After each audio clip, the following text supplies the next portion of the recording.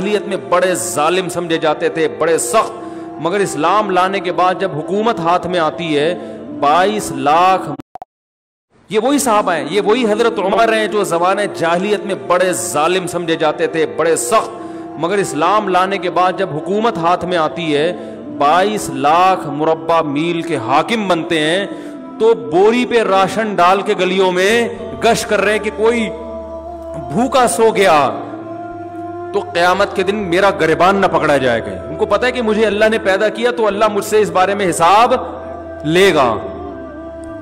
उनको पता ही है कि अल्लाह पूछेगा।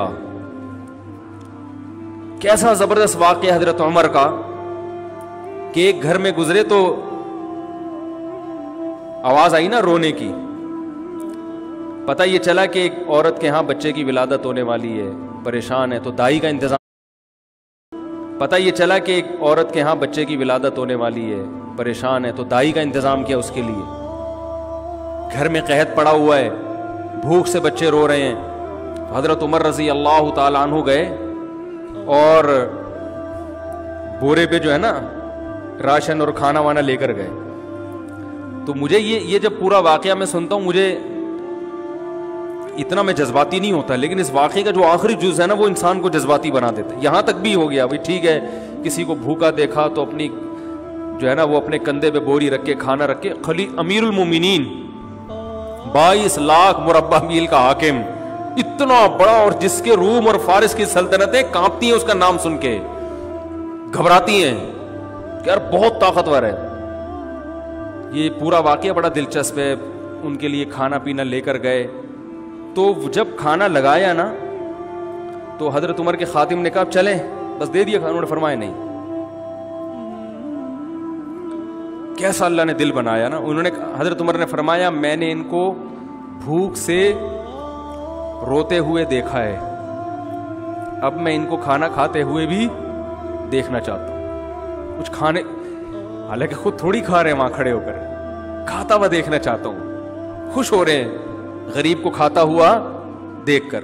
कैसे सख्त दिल थे और अल्लाह ने कैसा नरम दिल बना दी। भाई खाना पहुंचा दिया ना, बस अब चले। ना ना ना ना भाई, खाना पहुंचा के कैसे चले जाएं, अब इनको खाता हुआ थोड़ी देर, कुछ देर खाता हुआ देख के खुश तो होने दो। हजरत उमर को खाना खाने से इतनी खुशी नहीं होती जितना उनको खाते हुए देखकर खुश हो रहे हैं। तो ये कोई पावर थी, कोई क्या नबी सल्लल्लाहु अलैहि वसल्लम ने हजरत उमर के सर पे तलवार रख के ये सिखाया था उनको कि तुम ऐसे हुकूमत करना है? या कोई उस वक्त अक़वाम मुत्तहिदा बनी हुई थी कि जो ममालिक अपनी रियाया का ख्याल नहीं कर रहे तो अक़वाम अदालत में या बैनुल अक़वामी अदालत में उनके खिलाफ केस हो जाएगा? कोई था ऐसा? या हजरत उमर को यह डर था कि अगर मैंने ऐसा नहीं किया तो रियाया मेरे खिलाफ खड़ी हो जाएगी? वो तो ऐसी पावरफुल हुकूमत, कोई बगावत का दूर दूर तक भी खतरा नहीं था। अल्लाह का खौफ, अल्लाह का खौफ कि जिस खुदा ने मुझे हुकूमत दी है, अयहसबुल इंसानु अन युतरका सुदा, अल्लाह ने कुरान में कह दिया है कि तुम ये मत समझो कि बेकार छोड़ दिए जाओगे। हर अमल की रीजन बयान करनी पड़ेगी कि उमर, अगर आपकी रियाया में एक घर भूखा था, आपको पता नहीं चला, तो इसकी रीजन बयान करें कि आपको पता क्यों नहीं चला, और अगर आपको पता चल गया तो उसके घर में खाना पहुंचाने का इंतजाम क्यों नहीं हुआ। यह भी एक अमल है ना, इस अमल का जवाब दें। हजरत उमर के पास इसका जवाब ना होता, इसलिए कंधे पे राशन डाल के लेके जा रहे हैं। आप हुक्मरानों को बुरा भला कहते रहो, ये ऐसे, ये वैसे, ये यूं, ये यूं, तो भाई वो भी और हम सब एक ही जैसे हैं। हम कौन सा अपनी जिम्मेदारी पूरी कर रहे हैं? आज मिसालें दी जाती हैं, हुक्मरानों को शर्मिंदा किया जाता है हज़रत उमर की मिसालें देके, देखो वो ऐसे थे तुम ऐसे, वो ऐसे थे तुम ऐसे। ठीक है, जब आपको किसी हाकिम से मुलाकात का मौका मिले तो आप शर्मिंदा करें, लेकिन हम अपने गिरबान में भी तो झांक के देखें। सुबह से लेके रात तक, रात से लेके सुबह तक, क्या हमारा हर अमल ऐसा है कि हम उसकी, अल्लाह हमसे वजह पूछे तो हम वजह बयान कर सकें कि अल्लाह इस वजह से मैंने ऐसा किया है?